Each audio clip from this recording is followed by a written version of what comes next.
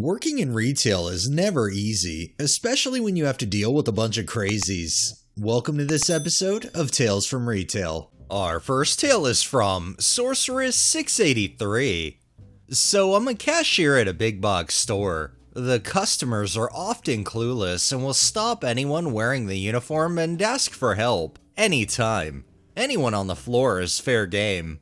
To be honest, I don't mind that so much. I know where most everything is, and am used to stopping at least once or twice when crossing the store. Now enter the clueless, inconsiderate customer. She's more clueless than most. She needs a new electric cart, and needs it now. And there I am, so convenient for her. The only problem? We're in the bathroom, and I'm heading for a stall. That's when she makes her move. Excuse me, my cart died and I need another one. Can you get it for me? Ma'am, this is the bathroom. I can't help you. You can get someone at the counter to help you. And with this, I turned away and went to do my business. I did let my boss know what happened, just in case she decided to complain, and I was complimented on my restraint. People, have some common sense. I don't care what you need. If a store worker is in the bathroom, they are off limits. No one is going to hold it to go run your errands for you. Edit, the cart apparently died somewhere in electronics, so she had to wander through the department, past a staffed desk, to get all the way to the bathroom. She had ample opportunity to get help from someone other than me. She chose not to. Now, one could argue maybe she felt she didn't need a cart and then hit the bathroom and realized she needed a cart, but still, I agree 100%. If an employee of any establishment is in the bathroom, they're in the bathroom to do their business, not to do your business. Our next tale is by Lovely Bat Lady. There was one lady who was being super condescending on the phone about her pickup order. She said she had tons of issues and called corporate, but nothing was fixed and was convinced it was my fault. I'd been having an emotional time, being pretty much the only person running a very active nationwide retail store, so even after trying to help her to the best of my abilities, not an issue we could fix in stores, it was a website issue, not a store issue, I was upset with the tone she was taking with me. I told her that we were used to people yelling at us and that I had to go, then hung up. I was on the verge of tears, so I went to the restroom, then helped customers. I should say that I hate to cry, it always makes me feel weak and stupid. She actually showed up with a card in hand to give to me, and explained a little about herself. It turned out her husband of many years had just died after a long illness, and she was having a difficult time. She was so frustrated with not understanding making online orders before that she just took it out on me. She included $5, saying she wanted me to take a break and get a drink, and that she didn't want to be the person that makes another person cry over something so insignificant. I really appreciated her taking the time to apologize, and it made me more actively understanding of other people's issues. Very rarely will you ever see the person in the wrong acknowledge that they were in the wrong and apologize. This is one of those rare cases, and in this case, I feel bad for both parties. In the end though, people can be redeemed, just like this story shows. This next tale is from Pepsi Max 88. A very short story from a time when I worked returns in an electronics store. One day a young lady came in trying to return a TV. The policy is if it's unopened and within 28 days, that's fine. If it's opened and used and not faulty, we won't accept the return. I asked her if she opened it and she states, "Nah, I haven't opened it. Everything should be in there." I had a look at the tape and it looked like it's been resealed. So I open it and clearly can see it's been out of the box and everything. Plastic is torn and everything is just a mess. You told me you didn't open it. I didn't.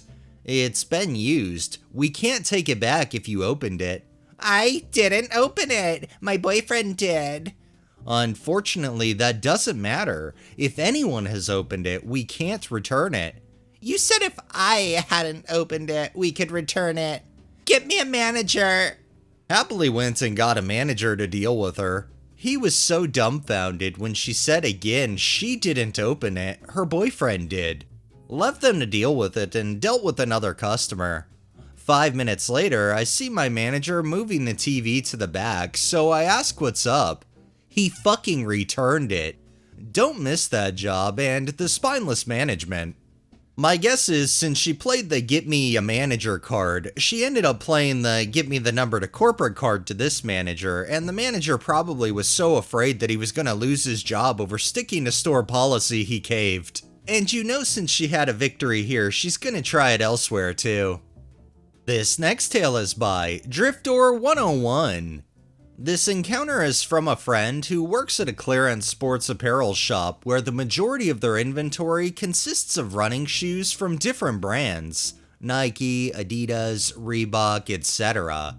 On a busy Saturday afternoon, a family of 3 were requesting shoes for their kid to try on. One of the workers was assisting the family by finding the shoes for their son's size from the attached warehouse.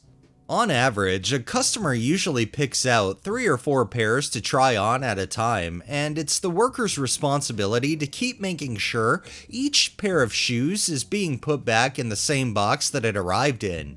You can see how on a busy day, misplaced shoes can cause a big fiasco if the customer receives a box of shoes to try on, and it's the completely wrong brand. The family, however, had about 7 Nike boxes in their vicinity when they approached the staff to hand back any boxes they weren't interested in. Their father insisted that they need to keep all of them nearby. Sure, it is the customer's right to have all of the boxes to try on, but in a packed store where there are probably 30 to 50 people in the shoe section alone, it can cause a big crowd control problem. Within a span of 15 to 20 minutes or so, I've been told, all the boxes that were requested by the family were gone, and the father came to the supervisor with a concerning observation. "My son's slippers are missing." This isn't usually a rare occurrence at this store, as it's easily solved by having the person who took the family's boxes retrace their steps back in the warehouse. However, when questioned, none of the employees in the department admitting to having taken the boxes of shoes that the family had tried on, which meant the family themselves returned the shoes to a box return area. To add on to that, if a customer had replaced the store shoes with their own shoes in a box, it would be as simple as looking up where the store shoes belong in the warehouse. But apparently, the kid had placed both his slippers and the store shoes into the box. The glaring issue was the store was filled to the brim with customers, and they couldn't afford to dedicate staff that were working the department floor to the problem. The supervisor, who's known for never leaving their desk space, himself had to spend 20 minutes going through the aisles of the warehouse to find the box with the misplaced slippers. To cap it all off, he grilled every staff member before closing about a problem that wasn't in their control. Of course, you gotta love how the supervisor probably does nothing all day long but bark orders, actually has to do some work and then wants to bark at the employees because, they had to get off their ass. Mistakes happen, and in this case, a mistake happened. And our final tale is from Delve Within. We all have horror stories. I wanted to switch it up and fill you all with love, mobile, etc. When I worked for a lovely cosmetic company and a lovely department store, we had this wonderful lady who would come in every few months to get her beauty cream, but that is not all she would do. She baked bread and made rugs for the Lord. Her words, not mine. Take it as you will, it is part of the story and has nothing to do with any affiliation to people's beliefs. Every time she came in, she would hand over at least 6 loaves of delicately prepared bread. We're talking all types, banana, fruit, spice, etc. If you told her anything, she would bring it the next time, and would never take a dime for them. Her rugs were elegance, and were charged as such. I wish I had gotten one, but being a retail worker on what seems less than minimum wage, I could not spare payment on such beauty because bills must be paid. Eventually, poor Lorraine could not drive herself. She was getting to her 90s. So whenever we had a big promotion with good deals, I would call her. I would love to come in, but I have to wait for my son to bring me, and I'm not sure when that will be. Lorraine, you're wonderful, and even though I'm not allowed, I will bring this to you. She happily agreed, so every few months I would call and see how she was on her product. I'm literally lying here. I would call her about once a week to check on her. Don't judge me, she's an amazing person. And every few months I would deliver what she needed. She was always so happy and greeted me at the door. I would call her when I left work so she knew when to expect me. And every single time, she would offer me tea and tell me stories and was just so elated. My heart was always so full when I left. It was always hard to leave. And in the bad winter months, she would always offer me to stay in her home. She was the most amazing person I've met. I want to be her. I cried when I didn't hear from her and saw the obituary. I think of her every so often, and the kindness she spread will always resonate in me.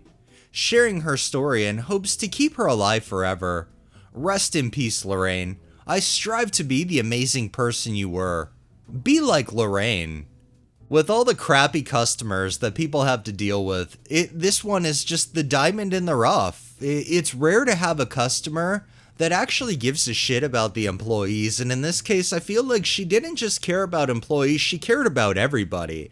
And if we had some more of that in the world, I think we'd be in a much better place than we are current day today.